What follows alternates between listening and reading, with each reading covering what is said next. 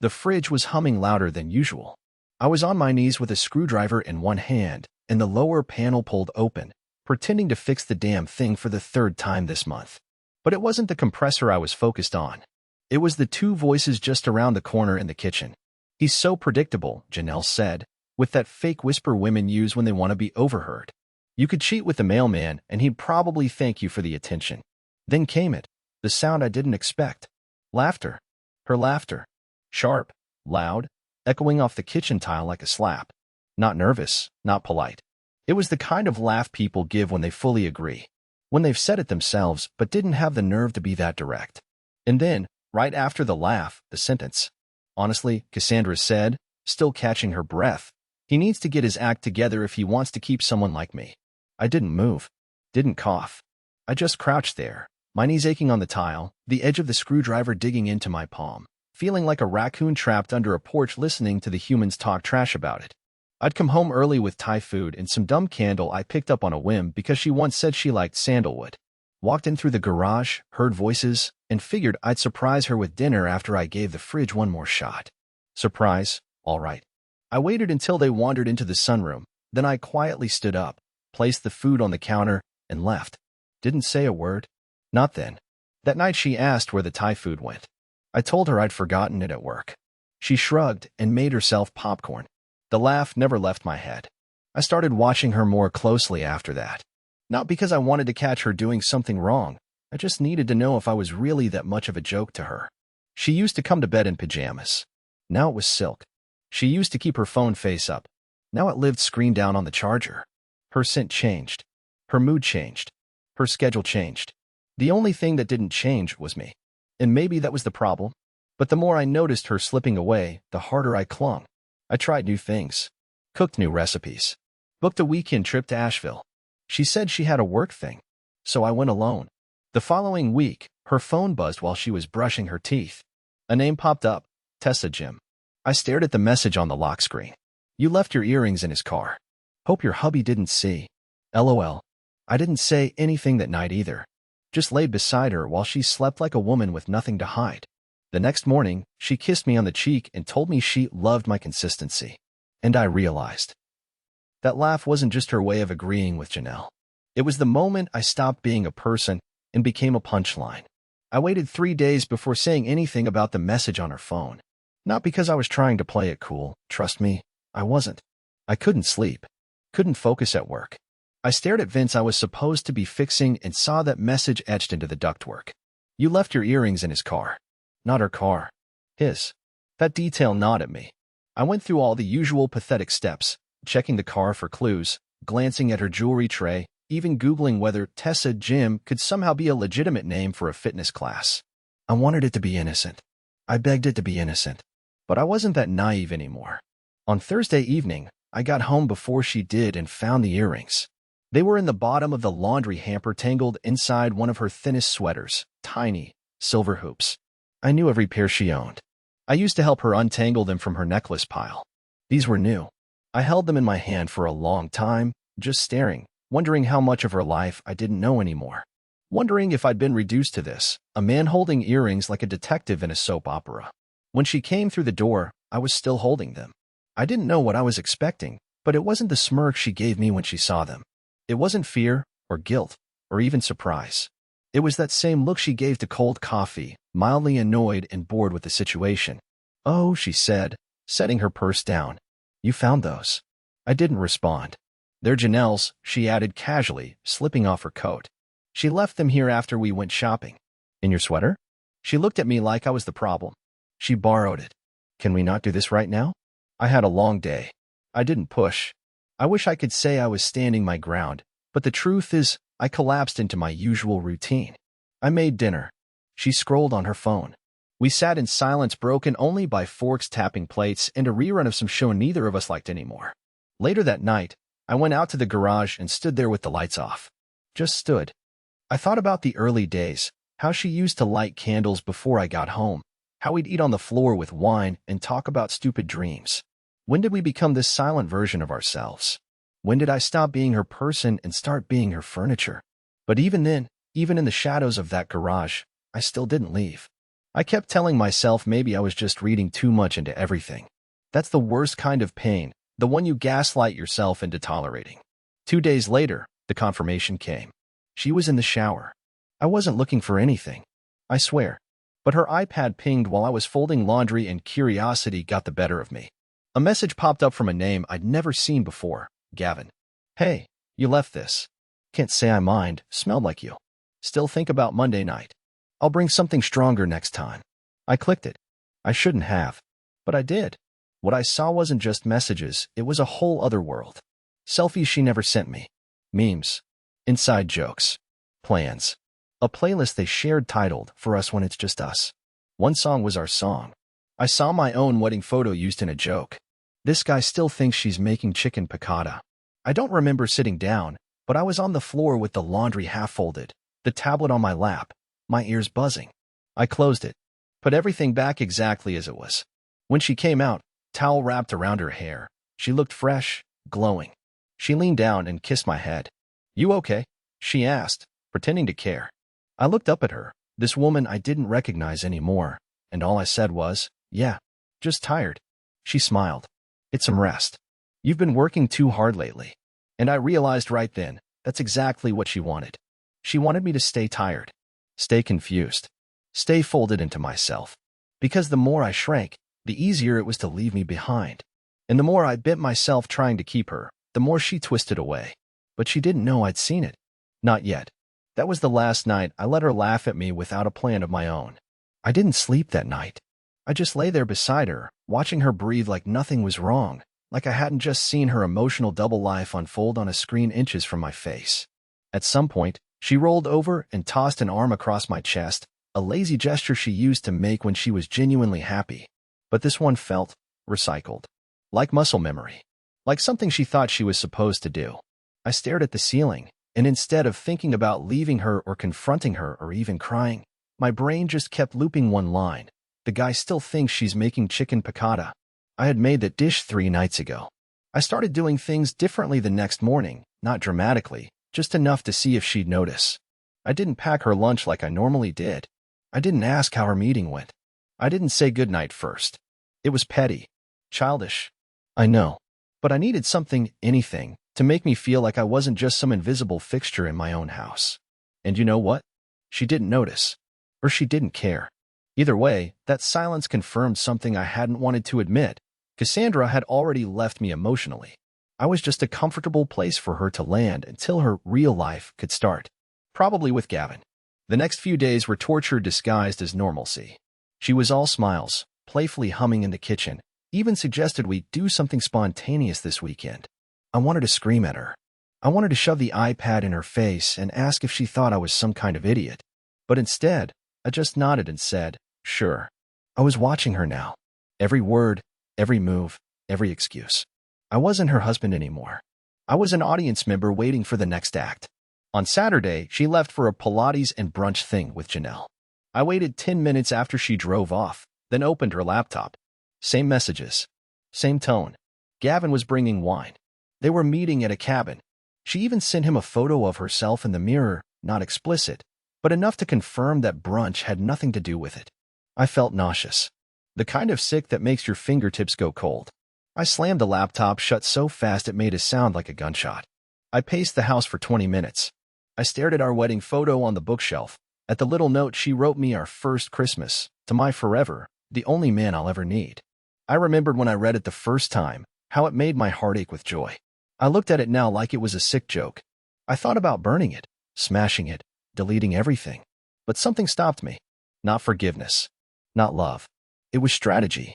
If she thought I was clueless, I had time. And I needed time to prepare, to protect myself, to make sure when this collapsed, I wasn't buried under the wreckage. So I started saving everything. I backed up the messages to a hidden drive. Took screenshots of the playlists, the texts, the receipts she forgot to delete. I opened a private email account and uploaded everything to it.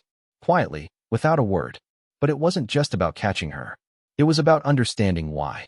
Why would someone stay in a marriage just to treat their partner like background noise? Why laugh at a man who gave up everything for her comfort? Why create an entire secret world and still come home asking me if we needed more laundry detergent? I think the answer hit me late Sunday night when she came home early from her fake brunch. I was sitting on the couch, watching a documentary I didn't care about. She walked in humming, tossed her bag down, and kissed me on the head. "Did you miss me?" she asked. And that's when I realized. She wasn't staying because she loved me. She was staying because she thought I wouldn't leave. Because to her, I was the guy who'd always fold, who'd believe the excuses, who'd beg to be chosen. She thought she was safe in her lie. And that's when I started planning how to prove her wrong. I didn't storm out. I didn't pack a bag. I didn't sleep on the couch or scream into the night like some noble betrayed husband in a movie. No, I stayed. I smiled. I played the fool. I let her think she still had me wrapped around her finger, because I needed to see how far she would take it. And believe me, she took it farther than I ever could have imagined. By the time Wednesday rolled around, she was practically giddy. She came into the kitchen in one of her looser silk blouses, the kind she wore when she wanted to feel elegant without trying, and she said, "I might be home late again. Work dinner." Her tone was so casual it made my stomach turn. And just like that, my wife was off to meet another man, wearing the necklace I bought her for our 5th anniversary. I poured myself a drink and went into our home office. Hers, really. I pulled up her laptop, still logged in, and sure enough, Gavin was driving her out of town. They were meeting halfway. She told him she'd wear the red one. There was a little red dress in the back of her closet I hadn't seen in months. It had always been too revealing, she used to say. I guess it wasn't anymore. She left around 6:30. I gave her a quick kiss on the cheek and told her to have a good night. She winked, like we were in on some kind of joke together. I almost laughed in her face, but I didn't. I waited 5 minutes, grabbed the backup phone I'd bought at a gas station 2 towns over, and slipped out the side door. I wasn't following her. I wasn't trying to catch her in the act. Not yet. I was meeting with a lawyer. I'd done some homework. Talked to a buddy who went through a brutal divorce and learned something valuable. Documentation is everything. Not feelings. Not loyalty. Not years spent making sure she had everything she needed. If I wanted to come out of this without losing my house, my savings, and my dignity, I had to move smart, quiet, strategic. The lawyer, Mallory, was sharp. No fluff. She didn't blink when I told her about the messages, the faked errands, the playlist, the fake brunch. She just asked one thing. "Do you want to fix this or end it?" And I surprised myself when I answered, "I don't even want to understand it anymore. I just want to be done." That was the first honest thing I'd said in weeks. We started paperwork. I didn't file yet. I wanted to collect a few more things. She warned me that stalling was risky, but I needed her to stay unaware. Because the second she got defensive, everything would change. And honestly, I wanted to know just how deep the betrayal went before I walked out of it for good. That night, I got home before Cassandra. I sat on the back porch under a string of lights we hung back when we still had dreams together. She came home at 11:12 p.m., smelling like citrus and whiskey, cheeks pink from laughter or liquor or both. I asked how dinner went. She smiled and said, "Long, boring. You would have hated it." She kissed my forehead and disappeared into the bathroom. I stayed outside, staring up at the stars, wondering how I became a man who had to pretend not to know. The next morning, she made pancakes. She was humming, dancing barefoot in the kitchen. I sat at the table, sipping bad coffee, watching her like a stranger. And somewhere in the middle of that syrup-sweet morning, she said something that almost made me spit my drink. She said, "You've really been improving lately, you know that? I don't know what's gotten into you, but it's nice." I blinked. "Improving?" She laughed, that same laugh I heard when Janelle mocked me, and said, "Yeah, you're more chill, more laid back. It's kind of attractive." Attractive. She used that word like she was tossing a dog a treat. And right then, I knew exactly how she saw me. A problem she didn't want to fix, just control.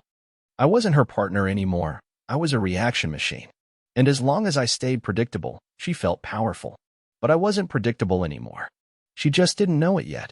That weekend was a performance. A quiet, crawling, suffocating performance, and I played my part perfectly. She thought I was softening, that I'd accepted her distance, that her Thursday night disappearances, the scent of unfamiliar cologne, the new lingerie shoved beneath old sweaters were things I'd either forgiven or failed to notice. I didn't call her out. I didn't follow her. I didn't ask questions. I just let her think she was winning. She suggested we spend Saturday night together, her idea. Maybe she was trying to keep up appearances. Maybe she wanted to reward the new Doyle. We made pasta, opened a bottle of red. She lit candles, wore the green dress I used to love, and all the while, I smiled, nodded, and listened to her talk about a colleague I knew she hadn't seen in weeks. Gavin's name never came up. Not once. At one point, she reached across the table, touched my hand, and said, "It feels good when we're like this, doesn't it?" I wanted to ask her how many lies it took to feel good, but I said nothing. Just squeezed her fingers gently and pretended her warmth meant something. That night in bed, she curled up beside me, her skin warmer than usual, her breath slowing against my chest. She fell asleep within minutes. I lay there staring at the ceiling, heart pounding with something I didn't recognize. It wasn't rage. It wasn't even heartbreak anymore. It was clarity. I was no longer afraid of losing her. I was afraid of staying. Sunday morning, I got up early and went for a walk. A long one. No phone. No destination. Just me, the biting air, and the realization that I'd been rebuilding a version of myself in secret for the last 2 weeks. Every screenshot, every password I cracked, every excuse she gave me that I swallowed with a smile, it all added up to this strange sense of power. And God help me, I didn't want revenge. I didn't want to destroy her. I wanted something worse. I wanted her to finally see what it feels like to be left out of the loop. To be the one asking, "What's going on?" and not getting answers. I didn't want to explode. I wanted to disappear while she was still laughing. That afternoon, she asked if I wanted to drive into town for lunch. I said sure, but asked if we could stop by the print shop first. Told her I needed to pick up some flyers I was helping a friend design. It was a lie, of course, but I wanted to see if she'd press. She didn't. She just said, "You're such a helper lately. I love that about you." Inside the shop, I grabbed a small envelope waiting under my name. She didn't ask what was in it. Didn't care. That envelope held my finalized bank documents, my solo checking account, the one I quietly funneled cash into while keeping our joint balance deceptively normal. I'd moved $8,000 so far. Not a fortune, but enough to start over. Enough to vanish if I had to. At the cafe, she sat across from me, scrolling her phone between sips of lemonade. I recognized the tilt of her face, the way she angled her screen just barely away from me. She used to share everything. Now I was being deliberately kept out. "Are you texting?" I asked lightly, not expecting honesty. "No one important," she said with a lazy smile. And in a way, she was right. Because that person, whoever it was, wasn't important to me. I spent the rest of the meal asking her about everything except us. Her work, her sister, the neighbor's new dog. She talked freely, unaware that I was scanning her every word for false notes. And there were plenty. But what struck me most wasn't the lies. It was how comfortable she was telling them. Like they weren't betrayals, just background noise. That night, when she fell asleep, I opened her laptop one more time. There was a message from Gavin. "Did he notice? Or is he still playing house with his eyes shut?" She replied, "He's clueless. I almost feel bad sometimes. But then I remember how boring it was before." That was the last message I needed to read. Not because it hurt. Not because I was shocked. But because it confirmed something I hadn't admitted out loud yet. She didn't cheat because I was boring. Or weak. Or soft. She cheated because I was easy to overlook. And now, I wasn't. It was subtle, the shift. Barely noticeable at first. Just a missed beat here. A flicker of doubt there. But when you've been living in the shadows of someone's deception, even the smallest crack feels like sunlight. That morning, Cassandra left for work humming some song I didn't recognize, her coffee in one hand, phone in the other. I watched her from the doorway, sipping my own cup, smiling like everything was fine. But in my mind, I was already steps ahead of her. I'd already canceled the trip we were planning, quietly reversed the hotel bookings she made under my credit card. I was removing myself piece by piece, like pulling loose threads from a sweater until it falls apart in your hands. By noon, I was at the bank. I transferred the final amount from our joint account. Not all of it, just enough to give her pause. Enough for her to notice something was off. I left exactly $1,100. Just enough for her next manicure, brunch, and whatever cheap motel Gavin was dragging her to these days. I wanted her to look at that balance and feel the first little pulse of anxiety, that quiet panic that maybe, just maybe, she wasn't as in control as she thought. That evening, she came home later than usual. No explanation. No text. She walked in, dropped her purse, and went straight to the bathroom like she'd just returned from battle. I didn't say anything. I just watched. She reappeared 20 minutes later in sweats and a towel on her head. "God, I'm exhausted," she muttered, heading toward the fridge. Work was hell. She grabbed a yogurt and plopped down on the couch beside me. I turned down the TV volume and looked at her, really looked. "Oh," I said calmly. "Thought you said you didn't have meetings today." She froze for a half-second, just long enough for someone who knew her well to see it. Then she smiled. Too wide. Too rehearsed. "Oh, I didn't. Just a lot of little fires. Staff drama. I didn't even get to eat lunch." I nodded slowly. "That sucks." I didn't press. I didn't ask questions. I let the lie hang in the air between us like smoke. She resumed eating, but I could tell something had shifted. She wasn't humming anymore. She wasn't quite as at ease. She glanced at her phone twice during the next 15 minutes, probably checking if Gavin had messaged. He hadn't. I knew that because I had logged into her cloud earlier that afternoon and disabled her backup sync. The messages weren't coming through like they used to. She was starting to lose track of her own story, and I was making sure of it. Over the next 2 days, I added more pressure. Tiny, invisible weights she wouldn't notice until they crushed her. I stopped doing her laundry. I forgot to pay the internet bill. I left the fridge light bulb unscrewed and didn't refill the filtered water, all things I normally did without her even realizing. She started noticing. "Did you move my charger?" "Nope." "Why is the Wi-Fi down again?" "Beats me." "You haven't washed my whites?" "Oh, I thought you did them." Each time, her voice got tighter. More irritated. Not panicked, not yet, but uneasy. And in that space of unease, she made her first mistake. Friday night, she asked if we could do something together. It came out of nowhere. I blinked. "Like what?" She shrugged. "Watch a movie. Eat something." "I don't know, be close." I agreed. We ordered pizza, sat side by side on the couch like we were pretending to be newlyweds. Halfway through the film, her phone buzzed. She looked at it, turned the screen over, and then excused herself to the kitchen for water. I followed her. She didn't hear me until I was standing a foot behind her. She was whispering. "No, I can't.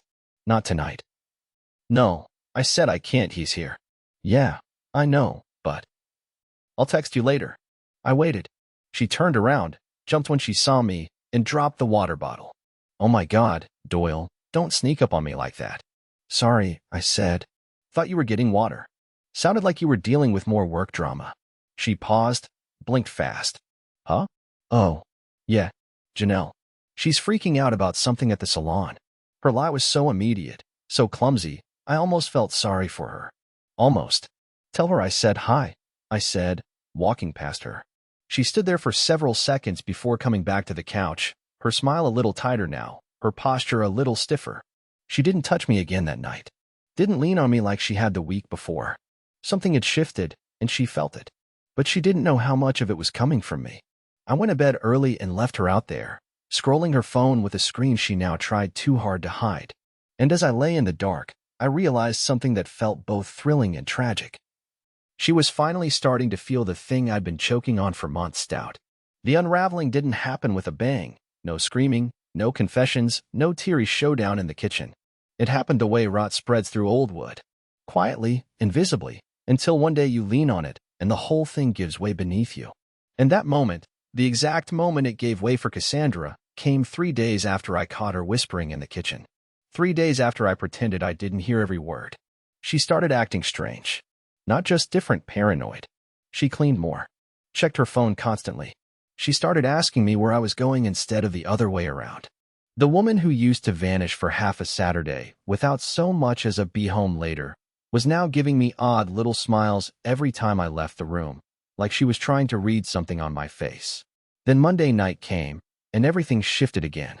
I was sitting at my desk sorting through more paperwork, finalizing the lease for a short-term apartment, confirming the storage unit, tying up the loose ends she didn't even know existed. I'd already arranged for our joint phone plan to be dissolved in a few weeks. I'd closed my side of the credit card and ordered my own. I wasn't just preparing to leave her. I was preparing to leave clean, no begging, no fights, no drawn-out explanations. She knocked lightly on the doorframe, holding 2 glasses of wine. Red. Cheap, the kind I usually couldn't stand. She offered one to me like some kind of peace treaty. "I feel like we haven't connected lately," she said. I took the glass. Not because I wanted it, but because I wanted to see where this was going. "We've been distant. I know I've been busy. You've seemed off. Are we okay?" Her eyes searched my face like she was looking for cracks. I stared at her for a beat longer than I needed to. Sure. Why wouldn't we be? She smiled. But it was brittle. Her fingers tapped the rim of her glass. You've been really quiet. You're not usually like this. I've just been tired, I said simply. She nodded like that explained everything. But it didn't satisfy her. I could tell. That's when she sat down across from me and said it. Softly. Almost like she didn't want to hear the answer. Doyle, are you seeing someone? I choked on my sip of wine. Out of all the possible directions I expected her mind to go, that wasn't one of them. She thought I was cheating. The irony almost made me laugh out loud. I bit the inside of my cheek to stop myself. Seeing someone? I repeated. Why would you think that? Her tone was light, but her eyes were drilling into mine. I don't know. You've been weird lately. Hiding things. Acting different. You mean not folding your laundry and cooking dinner every night like a good little husband? Her mouth opened slightly, like she hadn't expected that. I didn't mean it like. No, I said quickly. Of course you didn't. There was a long silence.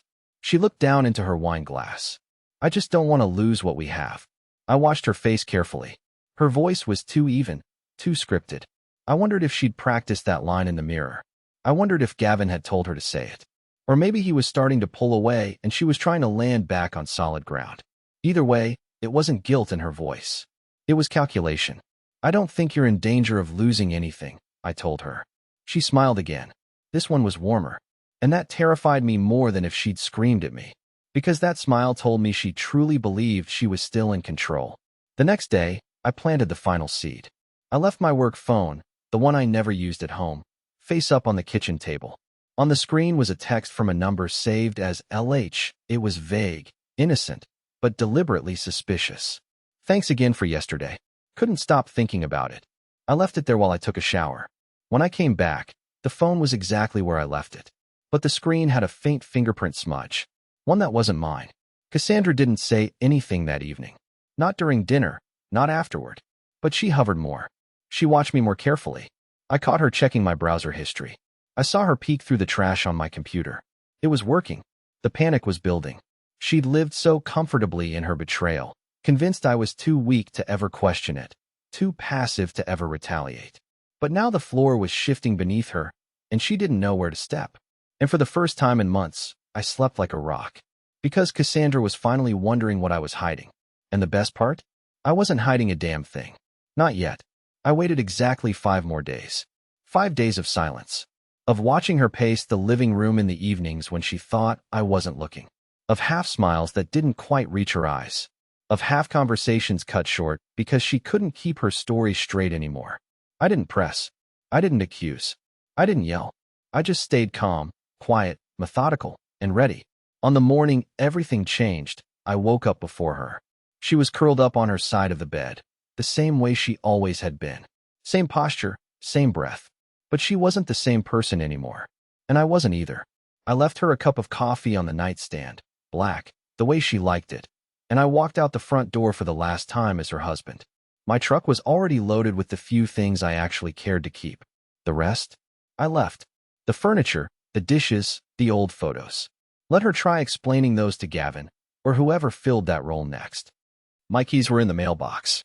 My wedding ring, the one she hadn't noticed I stopped wearing 3 days ago, was taped to the inside of the bathroom mirror, right behind her favorite perfume.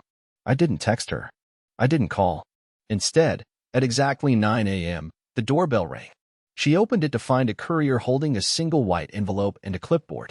Inside the envelope, divorce papers, my forwarding address, and a printed screenshot of one of her many late-night messages to Gavin, the one where she joked about how pathetic I'd looked when I brought her flowers the same day she snuck off to see him. There was no note, no revenge speech, no warning, just the truth. And silence. That's what broke her, I think, the silence. Later that day, I checked the private email account I'd created. I watched as she tried to log into my bank app, my email, my backup drive. She failed. Over and over. Because by then, every password had been changed, every tie had been cut. The next morning, I got a single text from her. You didn't even give me a chance to explain. I stared at it for a while. Not because I was tempted to reply, but because it reminded me of how often I'd asked her to explain, and how often she didn't, or laughed instead. I deleted the message. No? I live in a small but clean apartment on the other side of town. Nothing fancy, 1 bedroom, decent view of the river, a broken ice maker I haven't bothered to fix. But it's quiet, and I can finally breathe. I've started reading again. Real books. I forgot how much I used to love that. I've been hiking on the weekends, joined a small gym, even made a few friends who don't know anything about Cassandra or how much I gave up trying to be enough for someone who never really saw me. And for the first time in years, I don't feel like I'm walking on eggshells inside my own life. She made me feel small, replaceable, easy to overlook. But the truth is, I wasn't boring. I was just with someone who needed drama to feel alive. And when I finally walked away without a word, without begging, without screaming, that was the moment I stopped being invisible and became free.